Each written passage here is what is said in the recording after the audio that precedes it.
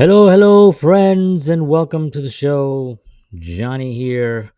One of the most pressing controversies in film industry today is the fear of job displacement due by AI generated performances, basically robots.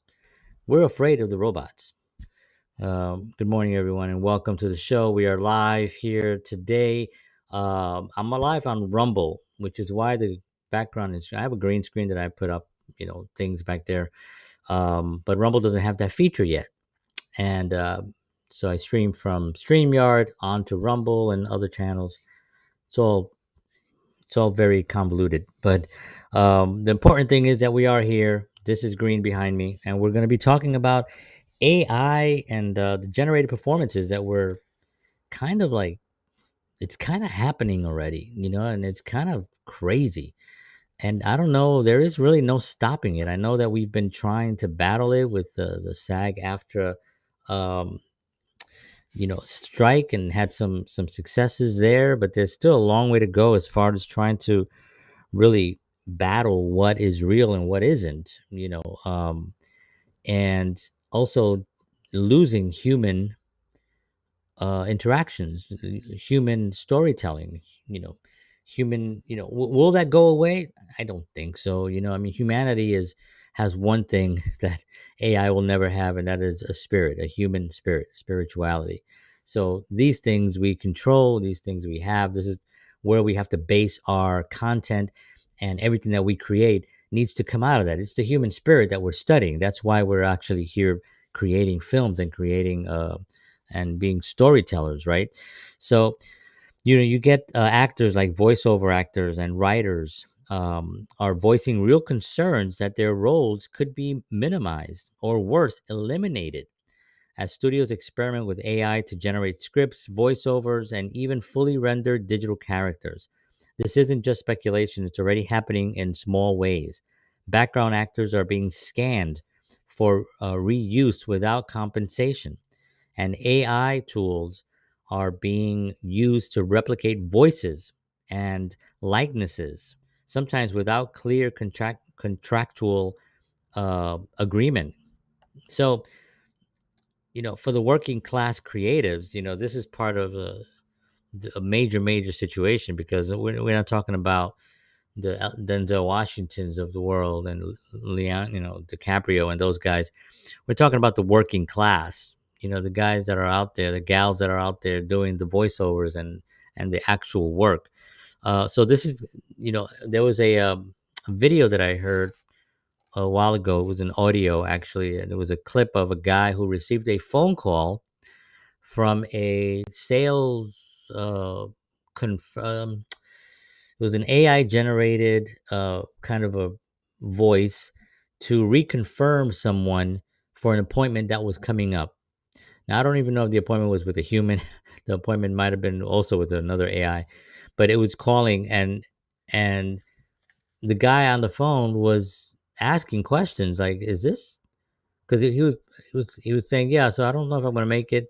I have to check with you." And he was, "Okay, no problem. Well, why don't we?" This is the way the AI was talking.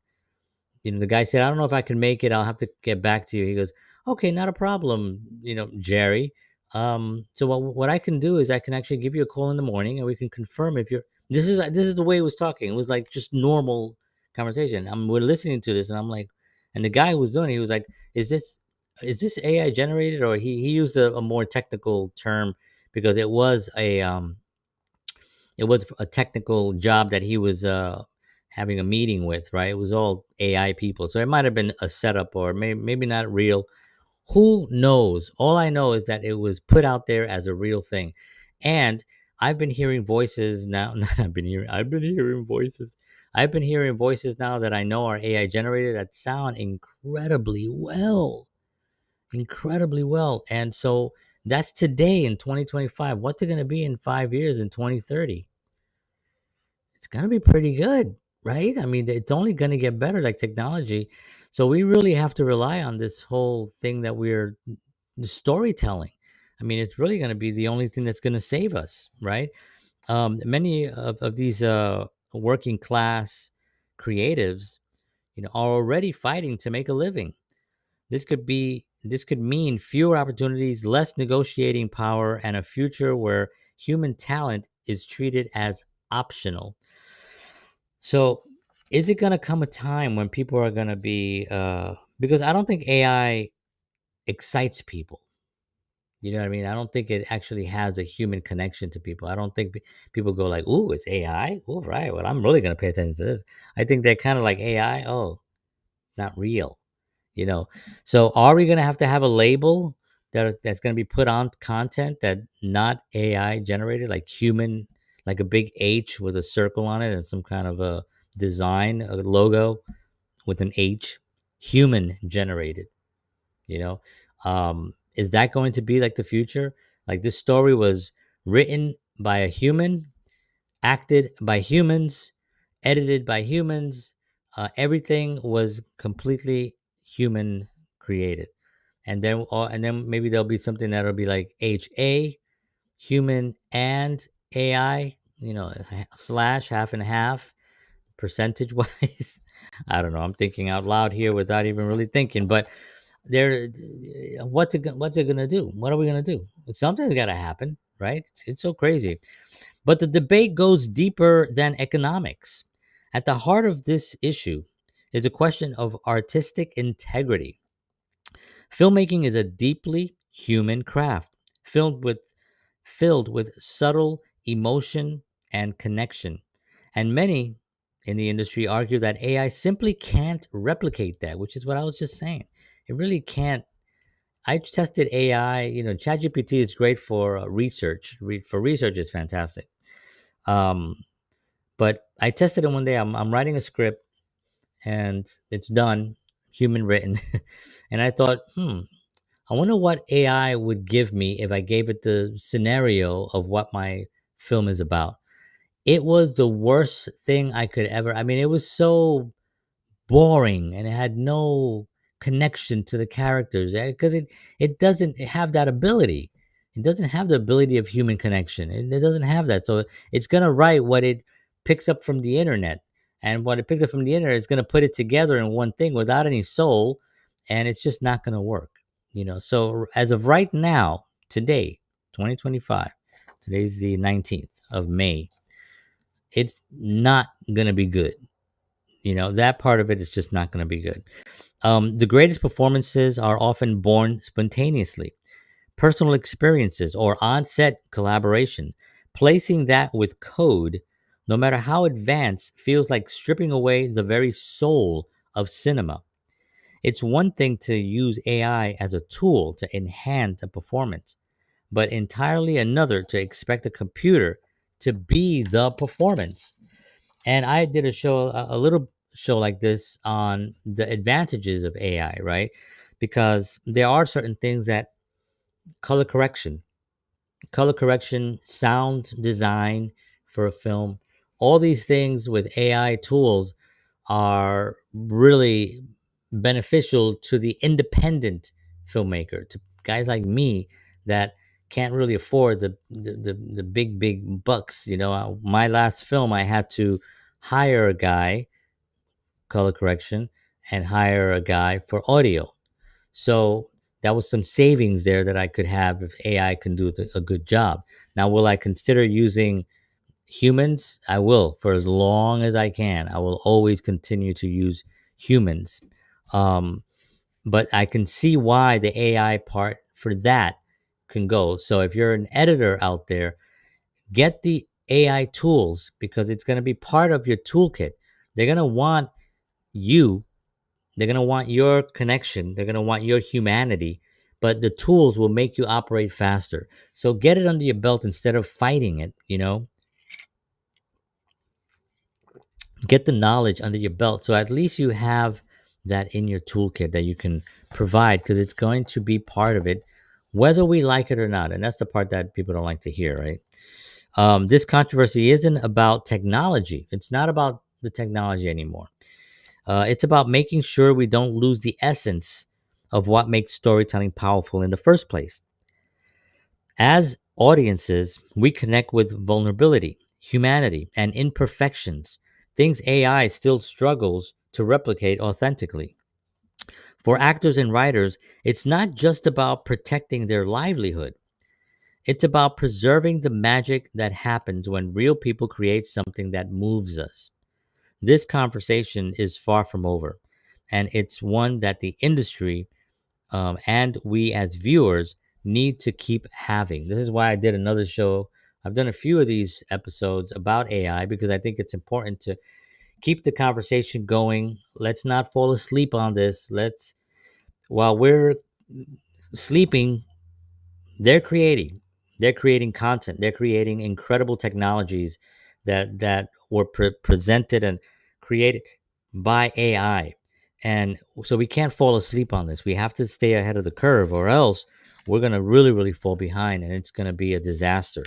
Another thing that I really feel is that if we were, if we unite, and I know I made a comment about having an H and a label saying human made. I don't even know if that's even a bad thing, to be honest. I'm looking at it, I'm thinking about it now as I said it originally. I thought, well, that's kind of insane. But now as I look back, I'm thinking, hey, you know what? That's not really a crazy idea. But another thing that would be a really good idea would be a unification of filmmakers, like through unions and through other Facebook pages and groups and private groups and just gatherings of filmmakers that want to keep the integrity pure as possible. Come together, bring others in, not just filmmakers, but actors and writers and well, they are filmmakers, but I mean, all different areas of filmmaking, and bring them in, lighting and caterers and people that do things, that maybe we don't consider as part of it, but it's so important. Lighting, well, lighting is definitely part of it, but like catering, where are you going to get your catering from? Well, there's a lot of companies that's their livelihood is catering. So what do you think is going to happen to the catering company when a film that normally would take about 50 people to put together now only needs 20? So the food, the catering, the craft services are going to be a lot less, and they're going to lose money. So we're looking at the film industry is $1 billion industry, right? The entertainment industry as a whole, but film in particular is $1 billion industry. So we're looking at thousands, if not millions, of people across the country, across the globe, across the world, that are going to be affected by these AI advances, right? And that's what they are. They are advances, and I get it. Technology is going to advance. I mean, the reason I can make the films that I do is because I have access to, digital cameras and lighting that I can afford, and things that I know I can put together. And that's because technology came up and it created, Canon created that first really great camera, the 5 or the 7, whichever one it was. And people were like using it now. Oh, this could be used for film, and it wasn't ideal at the beginning, but you can get a couple of good shots. But now this is how we do it, and we do it because you can buy a couple $1,000. You can buy a really good camera, and you can buy a nice lens and get started, and just get started as a filmmaker. This wasn't a possibility back in the day. So technology is important, and AI is important, and it's going to grow, and it's going to get bigger, and it's going to get more uh, advanced, and it's going to get better at producing what it's supposed to produce. Right now, you see a lot of funny AI memes and stuff, and they have all these celebrities together doing all this stuff, and it's very, very interesting. It's very, very cute. You look at it and you go, "Wow!" There was one that I saw that it had all these famous. It was like all the guys that died at the age of 27, all the rock stars that died at the age of 27. So it was, of course, Jimi Hendrix, Janis Joplin, Jim Morrison, Kurt Cobain, Amy Winehouse. There was a couple of others, Brian Jones.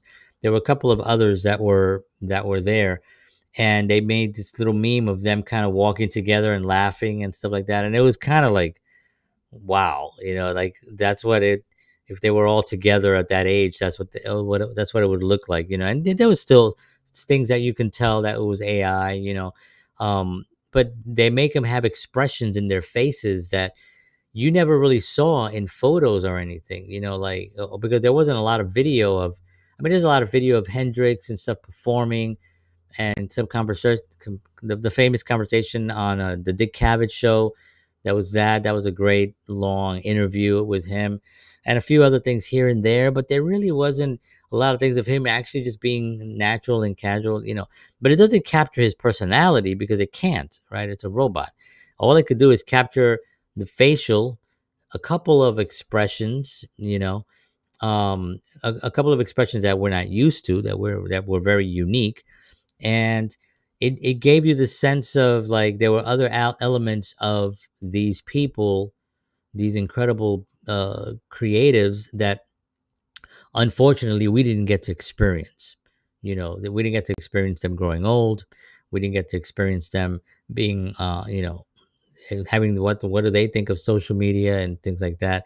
The computer age, Jimi Hendrix was working with an orchestra before he died. He wanted to create some bigger music. What that would have been like. So the AI images kind of give you this sort of melancholy, this sort of sadness about the whole idea, you know. And I loved it, and I also hated it. It was like this weird thing, I was like, wow, this is so cool the way they did this. It's amazing. And then I'm thinking like, man, this is so sad. It just made it did something. So on an emotional level, there are certain things that if AI takes something that we're already familiar with, something that we're already connected to, and then manipulates it in a way to affect us emotionally, it can happen that way. But the one thing that it can't do is to create an original thing that we're not already connected to. I mean, yeah, you put on the screen Jimi Hendrix and Janis Joplin and Kurt Cobain and all these legends, Amy Winehouse, and how they all died at the age of 27, and you put them all there laughing, smiling, walking by themselves, walking into the sunset. You do those things, yeah, you're going to capture emotionally an audience. Why? Because we're already familiar with those things, especially people of my age. We're already familiar with those things, and it's something that it captures us. But for a young generation, that's not doing anything for them. They don't know. They don't follow those legends. Not all of them. Not most young people. Um, so there is a sense of something. But if they captured newer people, that had passed recently, and put them on the screen and did that, it would capture a younger generation, right? It would capture them and make them kind of feel that same emotional thing that I felt.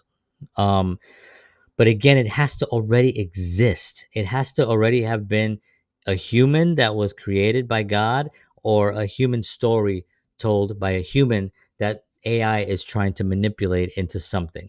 It has to already have had that human element. And that's the only thing that AI can do at this point. It can't generate something that's going to emotionally touch us. It has to be something that's already done. I've seen things with Elvis. I've seen things with all the celebrities. They put them all the politicians, in little funny things. They put them in funny hats, dancing, riding motorcycles together, hanging out, playing pool. All the celebrities, all the politicians. That's all because it's already been there. It's on the internet. It's already been done. It can generate those things. So that's one thing that we have to look forward to, is that it cannot put together a human story. So here are three things that I think would help us. Some of them I already talked about, but that would help us in battling this AI takeover, right? So champion human-centered storytelling. Focus on stories you yeah, this is what I was just saying right now. Focus on stories only you can tell, rooted in personal experience, cultural nuance, and emotional truth. AI can mimic structure and tone, but it can't live your life or feel your emotions. By telling deeper, human, layered, unpredictable stories, you reinforce the value of authentic voices and originality that no machine can replicate. So that's the one thing, just know that, focus on the stories that only you can tell, things that have happened to you, things that you're connected to, That's the best way to battle AI, is to really focus on those things and then get a collective people. And this is what number 2 is about. Collaborate loudly and publicly. Make your creative process more visible. Now, generally, the people sign non-disclosures things.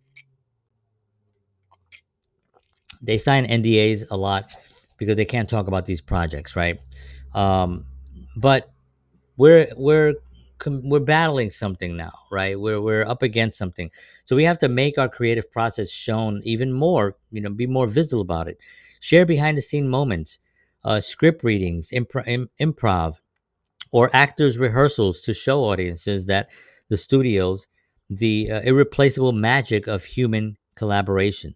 The more people see the real work behind the great storytelling, the harder it becomes to justify cutting creators out in favor of algorithms. Show it.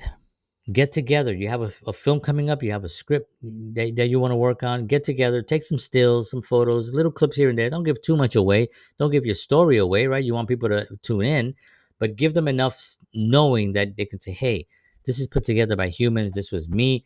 I am John Henry Soto. This is my actors right here. This is the camera, and we're shooting this. Here's the script, and we're going over it, and that will get people to realize, oh, there is so much more that goes into this from that thing that I saw that was just AI generated, right? And number 3 is to advocate within your circles. I talked about this as well. Be vocal in your networks. Put groups together, Support unions, sign petitions, and raise awareness about ethical standards in tech use. If you're working on a set, ensure everyone understands their rights when it comes to likeness and voice reproduction. Push for contracts that protect your team. The more filmmakers stand together, the harder it becomes for AI to quietly replace what we do best. This is important when you're signing a contract. When you're signing that contract, you have to make sure, am I going to ever be able to work again? Because they're going to take all my likeness. Let's say you this is an example that I talked about earlier, not on a show, but with somebody. Let's say um Dustin Hoffman shot a commercial, right? And this is actually all factual. Dustin Hoffman shot a commercial in the 60s, right before he shot The Graduate. The commercial was for a car. I can't remember the car, Ford or something. And it was for a car, and he did shot this whole commercial, and it was Dustin Hoffman praising this car. And the commercial went out, blah blah. He gets cast in the Graduate. Huge film, right? He becomes a star overnight, huge success, right? Now that commercial company, that car company is saying to themselves, we got a celebrity now who just did one of our car commercials. So they're showing it all the time, right? And he got paid for it and he did it and it's his gig now, right? So you can't really argue with that fact, right? But let's just say the technology was so advanced that during that film commercial of the car commercial for Dustin Hoffman, he got replicated by AI technology because they put you in a box and this thing and these cameras go around you and they take all your likenesses and everything, so you can actually move your body and move your hands and it'll be just like you. They put it into a computer and then the Graduate film comes up and they need a guy like this. Pop him in there. Dustin Hoffman is no longer to be seen. We never hear from him other than this character that they put out. They can change your name. They can change your. They can make you do whatever they want you to do. You don't have to. If they have no consent, no consent. If you signed away your likeness, they can do whatever they want for as long as they want, and you're not going to have a career anymore. So be very very careful when you're signing contracts now on a film, and make sure that you don't get into that box where they take your likeness. But they'll take it from cameras angles too, so they have ways of manipulating things. And again, the technology is just getting better and better, where they can just take a photo and replicate your whole DNA or your digital DNA through it. So please, please, please be very, very careful when you're out there. All right, friends, there you have it. Another another warning, I guess you would say, on AI technology and what it's doing to our industry. It's important because our stories are what move society forward. It's what ignites fires underneath people. It's what makes people want to go out and and do something that they never thought of before because they saw something that inspired them. This is what we do as filmmakers, as artists, musicians, painters. We inspire humans. We inspire the human condition. So we have to embrace it. And technology is going to be there. We can use technology. I don't hate technology. I love technology. Actually, I'm a big dork for it. But you when it starts getting into the human condition and telling those stories, that's when we have to really kind of push back and be like, no, we can't have it do that. It is a tool, and that's all it will be. And I hope it stays that way. All right, friends, thank you so much for tuning in this morning. I appreciate you all. God bless you. Take care of yourselves, take care of each other. I will see you all tomorrow morning, and as always, peace.